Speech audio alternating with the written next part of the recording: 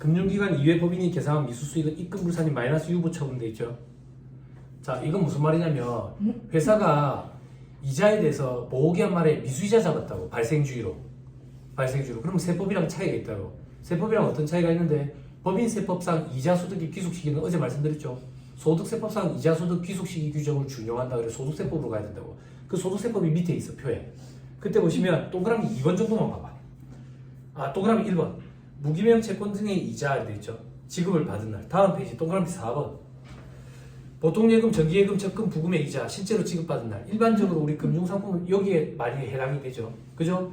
자, 금융기관 입장에서는 여기 보통예금, 정기예금, 적금 이런 거는 공공다수를 상대로 하기 때문에 일일이 다 발생주의로 미수이자, 미지급이자 이런 거 관리하기 힘들다고. 그래서 현금주의가 원칙인 거야. 받았을 때. 근데 여러분들이 발생주의에 따라서 미수이자를 잡았다. 세법은 현금주의니까 그 미수이자를 인정을 안 해. 그래서 송금불산임하고 유보한다고.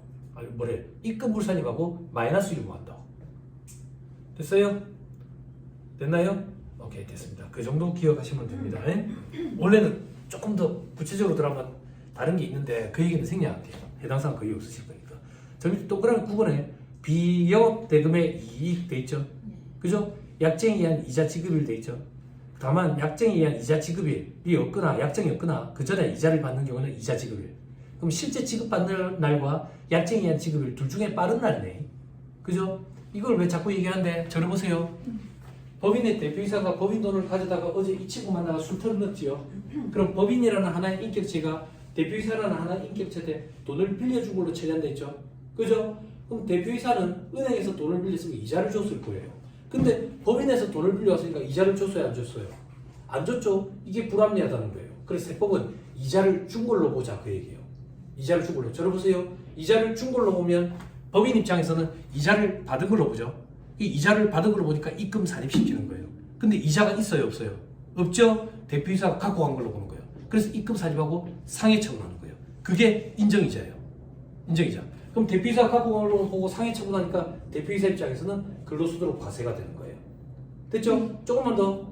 그러면 법인 입장에서 이자를 받은 걸로 본다 했죠? 법인은 뭐 하는 법인인데? 컴퓨터 제조업체라니까. 은행이야? 은행 아니거든. 은행이 아닌데 돈을 빌려주고 이자를 받았네. 비영업대금의 이익인 거예요. 요렇게 되는 거예요. 요렇게. 오케이? 네. 됐어요? 오케이, 됐습니다. 저 밑에 5번에 비영업대금의 이익. 특수관계인에 대한 대여금이자. 이 특수관계인이 여러분들은 전부 대표이사인 거예요. 그죠? 법인세법상 특수관계인에 대한 가지금에 대해서는 인정이자 문제가 발생한다. 그렇죠? 그러나 인정이자 과세 여부와는 별도로 약정에 의한 이자는 약정일에 속하는 연도의 이자소득에 해당되어 약정일 전의 미수이자 계산 금액은 입금 불산이 된다. 이건 무슨 말이냐면 미수이자를 계산하잖아요. 미수이자 계산하면 일단 귀속 시기가 도래하지 않았기 때문에 입금 불산이 마이너스 유보한다, 그 얘기예요. 그럼 착각하시면 안 돼요. 어떤 착각? 아, 세무사님 그 미수이자 우리가 장부에 다는 그 미수이자 아니, 착각하면 안 돼. 여러분들이 장부에 다는 그 미수이자는 가공자산이야. 아니, 우리를 왜 그렇게 나쁘게 보는데요? 그게 왜 가공자산인데요? 대표이사랑 약정을 한 적이 없잖아. 대표이사가 가지금 갖고 갈 때 법인이랑 금전대차계약서 이런 거 쓴 적 없잖아. 약정이 없는 거야. 이자 몇 프로 주기로 했는데 그런 얘기 한 적 없잖아. 약정이 없는 거야. 그러면 그 미수이자 계산액은 세법상 전부 다 가공자산으로 본다고.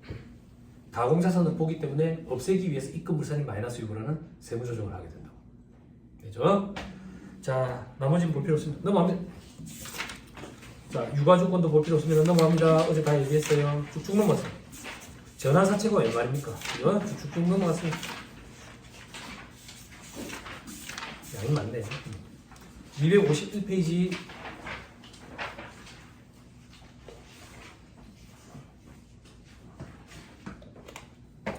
유가증권 평가 손실에 인정돼 있죠. 자, 이건 뭐 어떤 얘기냐면 우리 회사에서 투자 목적으로 다른 회사 주식을 갖고 있어. 근데 그 회사가 망해버렸다고. 망해버렸어요. 그럼 평가 손실을 계산하면 송금으로 인정을 해줘요. 그런 걸 얘기하는 거예요. 그런 걸. 넘어가세요. 자, 그 다음 253페이지에 매출채권 나오죠. 자, 여기서부터 얘기하는 건 대손 얘기를 할 거예요. 쭉쭉 넘어가세요. 258페이지 법인세법 대손금, 대손사유 이런 거 있죠? 그죠? 자, 요 얘기하자. 대손사유에는 결산 조정 사유라는 게 있고 신고 조정 사유가 있다. 어디 있는데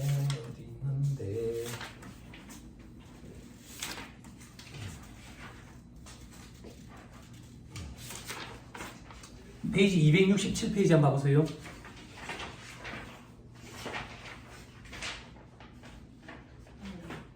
자, 대손금의 송금기속 시기일이 돼 있죠? 그죠? 여기 있는 동그라미 1번 이게 신고조정 사유예요. 다음 페이지 268페이지 동그라미 2번 결산조정 사유예요. 첫째 줄 중간에 있잖아. 결산조정. 이 체크만 딱 하면 되지. 됐어요? 그럼 앞 페이지 다시 잠깐만. 267페이지. 자, 어떤 것들이 저기 신고조정 사유인데 법에 따른 소멸시효 많이 돼 있죠. 그죠? 그렇죠? 자, 그 밑에 보니까 채무자 회생 및 파산에 관한 법률에 따른 회생의 인가 결정 또는 법원의 면책 결정에 따른 회수불능으로 확정된 채권 이런 거 있죠. 그죠? 자, 그 밑에 민사집행법에 따라 가지고 채무자 재산에 대해서 경매가 취소된 압류 채권 있죠. 그냥 이렇게 생각하면 돼요. 그 사람이 돈을 안 갚은 게 있어가지고 그 사람 재산을 압류해가지고 팔아치워가지고 그걸 나눠 붙여야 되는데 재산을 팔아치워가지고 경매에 붙이고 할 때 그런 절차 비용도 들잖아. 근데 재산이 얼마나 없냐면 그 절차에 충당할 비용도 안 된대. 그러면 법원에서 그냥 이거를 경매를 취소해야 버릴 수 있다고. 그러면 돈 빌려준 사람들은 돈을 못 받게 됐지. 이런 것도 대손 사유에 해당한다 그 얘기예요. 됐죠? 자, 다음 페이지 268페이지 결산조정 사유에 어떤 것들이 있는데 첫 번째 점 채무자 파산, 강제집행, 형해집행, 사후의 폐지, 사망실종, 행방불명. 그죠? 형해집행, 강제집행 깜빡했다고 깜빡. 사망실종 그 신세계에 나오는 송지효라고 콘크리트 안에 들어가 바다에 풍덩했다고. 영화 안 보시는구나.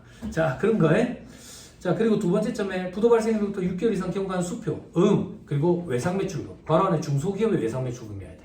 그 외상매출금은 내가 중소기업인 경우에만 부도 발생했을 때 대손 사유로 인정이 돼. 자, 그 다음 중소기업 외상매출금 미수금으로서 거래일로부터 2년이 경과한 거 아까 했죠. 그죠? 그 다음 재판상 화해 등 확정 판결과 같은 효력을 가지는 것으로서 회수불능으로 확정된 채권 돼 있죠. 그죠? 이게 화해예요, 화해. 어제 말씀드렸죠. 어제 니는 꼭 2억을 다 받아야 되겠다. 니는 한 푼도 못 주겠나? 그래서 화해시킨다 그랬죠. 그래가지고 1억으로 퉁쳤다. 그럼 원래 받을 돈이 2억인데 1억으로 퉁쳤으니까 나머지 1억에 대해서 대손 처리가 가능하다 그 얘기예요. 그렇죠? 자, 그리고 또 뭐 있노? 뭐 크게 중요한 게 없네요. 앞으로 다시 돌아옵시다. 258페이지. 법인세법상 대손금, 대손사유, 소멸시효 완성하면 돼 있죠. 자, 제가 읽어드리는 것만 체크하세요. 밑에 박스 안에 1번에 상법상 상사채권 체크, 동그라미 10번에 5년 체크. 근데 그 옆에 화살표에 다른 법률에 단기 소멸시효가 있는 경우에 시효 단축. 그래서 민법상 소멸시효 1년, 3년을 적용. 밑에 2번에 민법상 소멸시효, 동그라미 2번에 3년 돼 있죠. 눈으로 쓱 한번 봐봐요. 여러분들 관리하는 업체 그 외상대금이라고. 됐죠? 다음 페이지 동그라미 3번 민법상 1년 체크. 어떤 데인데? 주로 이제 서비스 업체들.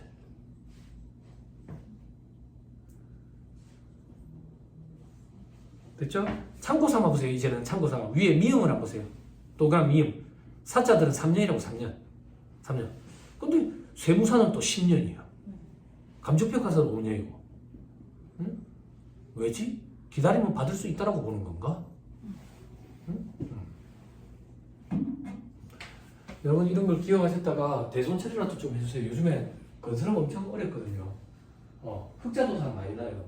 회수가 안 돼가지고.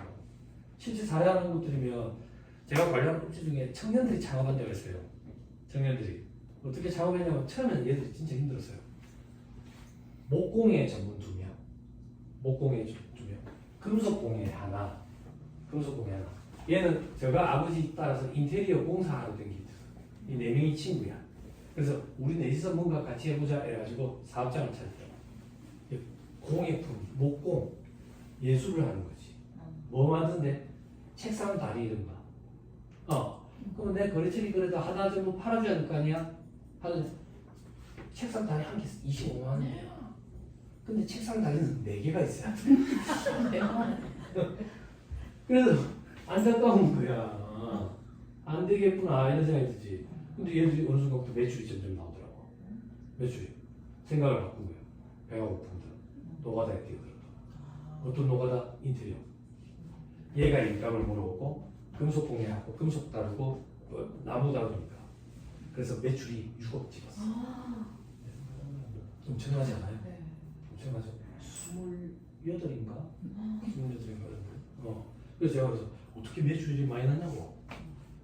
보통 공사는 어쨌든 뭐 장난치는 사람들 있잖아요. 인테리어 업체들 비 온다고 안 하고 뭐 자꾸 공사 기간 늘려가지고 돈을 받든다 그래서 얘들은 밤에도 일을 해. 실내 인테리어니까 문 닫아놓으면 소음 크게 안 나니까 그래가지고 한 건이라도 더 하는 거지. 더 하는 거지. 그래서 한참 코로나 때 폐업하는 데 많았잖아. 철거. 재기업 많이 하지. 아파트 데크 이런 것도 온대. 데크가 인건비가 60%에서 70% 자재값보다. 그래서 그런 거 하면서 돈을 그래 벌었다고. 청년 창업이라고. 세금도 없어. 세금도 없어. 그랬는데 하루는 연락이 온 거야. 그래서 돈을 좀 못 받은 게 있는데 이거 어떻게 해야 될까요? 그러더라고. 대손처리라도 해줄 수 있는데 대손처리도 쉽지가 않는데 얼마냐? 600인 거야. 크진 않잖아. 왜 돈 안 준대? 서울에 있는 업체를. 네, 냄새가 딴 거지. 서울에서 뭐 한다고? 600만 원짜리 공사. 부산까지 내려래. 그래? 돈 줄 생각이 없는 거야. 찾아가면 도망가고. 장사는 계속 하고 있고. 전화하면 가끔 받으면서 준다 하고. 계속 미루는 거지. 나쁜 놈들이 있어. 나쁜 놈들. 이게 어떻게 해야 된대? 답 없어. 소멸시 완성됐다가 기다릴 수밖에 없다고. 왜? 걔들이 망하거나 죽어버린 게 아니야. 그렇다고 우리가 망하게 하거나 죽일 수는 없잖아. 같지만 그렇잖아. 이게 안타까운 거야. 일부러 딱 금액 잡게 해가지고. 그래서 뭐 변호사 얘기를 꺼내더라고. 변호사만 배우는 거야. 응? 돈 600까지 변호사가 일을 하려 하겠어요? 수임료가 더 많이 드는데. 안 그래? 그래가지고 변호사 사가지고 기소해가지고 그 판사 앞에 갔어. 판사 어떻게 해주는데? 화해 시키는데.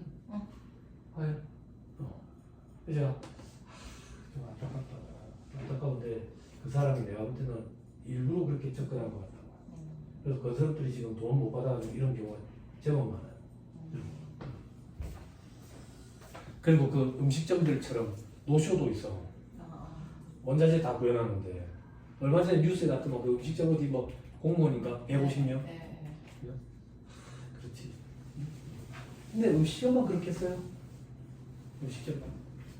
미용실부터 시작해서 막 노쇼 장난 아니야. 자, 다시 돌아갈게요. 자, 참고삼아 동그라미 5번 나중에 필요하니까 지금 체크만 따가세요. 동그라미 5번 소멸시효 중단 사유가 있어요. 소멸시효 중단 사유에 청구, 압류, 가압류, 가처분, 승인 이런 게 있대요. 청구는 뭔데? 소를 제기하는 거, 소송.